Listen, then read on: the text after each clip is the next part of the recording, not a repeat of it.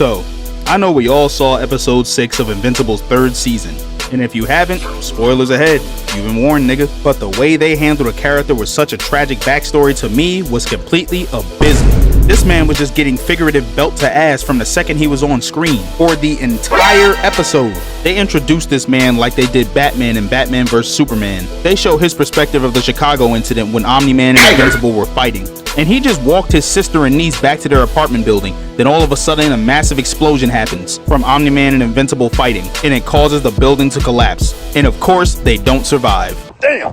But to make matters worse, this man Invincible was standing there, just holding her arm like it's a damn drumstick. Then he drops it and you just see Omni-Man fly off carrying Invincible. And this shit left Power Plex there like, no! Sorry.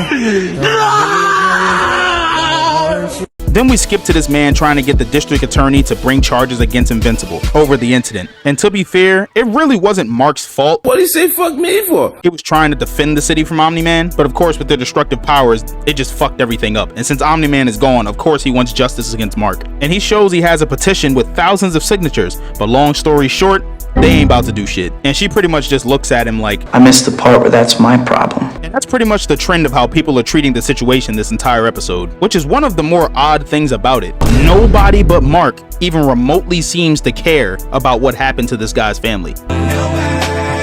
Which is understandable because, I mean, who wouldn't feel this way after experiencing some shit like that? But later, this man is just repeatedly watching the footage of the incident and seeing how this went down, and it's just making him more and more pissed the longer he watches it. So later on, he gets the bright idea to steal these biotherm power capacitors. That's a great idea! And he plans on using them to amp up his electrical powers. And now this man is just rehearsing his speech for when he calls out Invincible. Then he has his wife help him attach the capacitors to him. Then, to store up enough kinetic energy to charge himself up, he has her start beating him with a sledgehammer.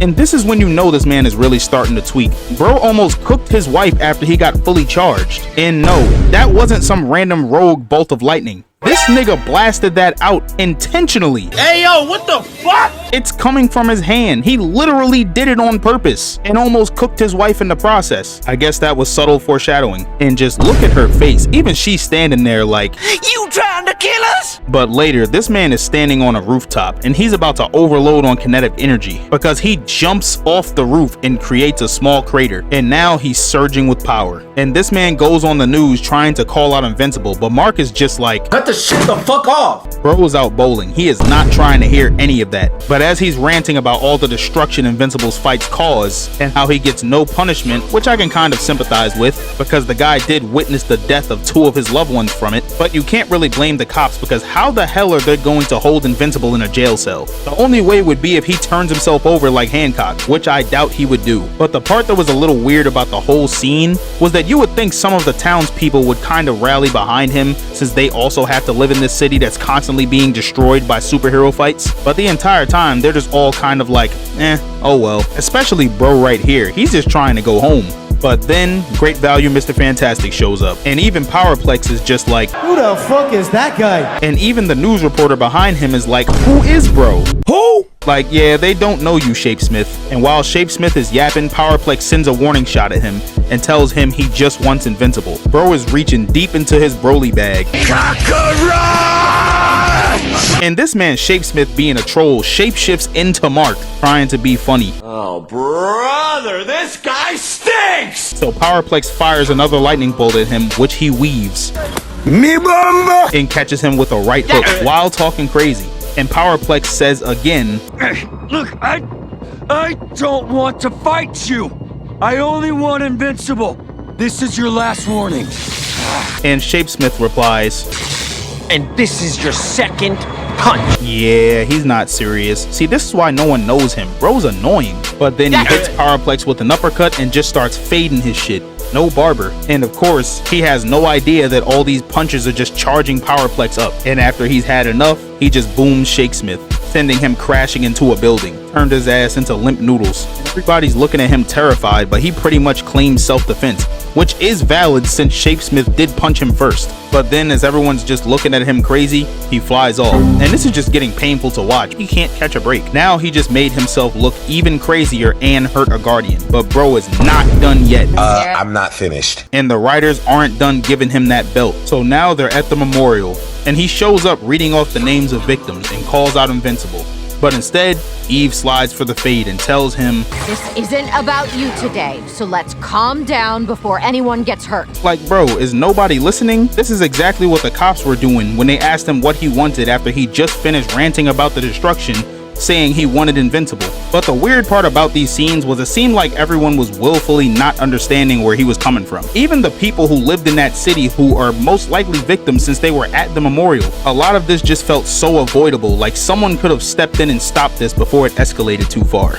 But he fires a lightning bolt at her, and now she flies up and knocks him back, which charges him up a bit. So he rushes at her, knocking her back. And seeing this, Mark steps forward, but his mom gotta hit him with the, Hey! No! Stop! Just calm down! Don't do it! but now Eve rushes back at him and somehow already figured out that he gets more powerful from taking damage. How the fuck you know this? Which is straight up plot that she figured that shit out so fast. She literally only hit bro once. Like, who is she, Taskmaster? She got bro figured out immediately. She figured that shit out faster than Goku figured out Hit's time skip. But now she's just putting up walls trying to box him in and tells him he needs help. And she's not wrong. This man is clearly bugging out. But he breaks free and tries to boom her. But she throws what looks like gum to hold his hands in place and leaves him to get arrested. But as this man is being transported to prison, he just starts slamming his body against the walls of the van to generate more energy. And I'm guessing no one gave these guys the 411 on his abilities because they just sit there watching him do this, not knowing what to do. I have no knowledge of any of this. This is so bizarre. You would think they would have put him in a padded van or something. But then this man sends a lightning bolt through the floor, which zaps the driver, causing the van to bang out. And the car crash gives him even more energy.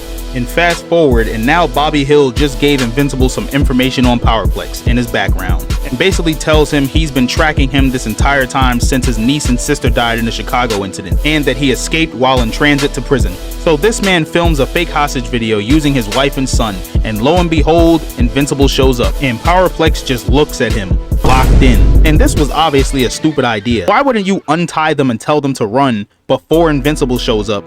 So once you've baited him out already, you can fight him. You know the kind of destruction these fights cause. But I guess he was so crazy the plot required him to not think about that. But we all know where this is going. And as Invincible tries to talk him down, he just stands up like, I can just see them taking out the belt for this. And even Invincible tells him he's gonna get them killed, but he just won't stop. And as Invincible attempts to rush them, Power Plex throws himself in front of him. But Invincible kicks him across the room and attempts to untie the wife. But she spits in his face. And Invincible is just there like, That was so disrespectful. and she calls him a monster. Then Power Plex shows up and drags him away, then grabs Mark's head and starts zapping him with a crazy amount of energy. And when I saw this, I just knew it wouldn't end well. And when he finishes zapping Mark, you can see ashes fluttering in the wind. And as he turns around, apparently he put his wife and son in the deep fryer. Original recipe. So he gets even more pissed and tries to release the remainder of his energy, but Mark successfully restrains him until he exhausts all of it. But I just couldn't get over the fact that this man is over here yelling, This is all your fault! like, boy, you did it. But then he takes him to prison, and after they have a little chat, that's pretty much how the episode ends. Fuck, that was a depressing episode. I mean, I can't help but sympathize with the guy's backstory because I know I would have probably tweaked out also if I saw some shit as fucked up as that. But you also can't blame Mark because he was trying to protect the city. It's just hard to watch a guy taking L after L after L, especially when most of them are his own doing. But nonetheless, a good episode. This has been MarblePluto. Until next time.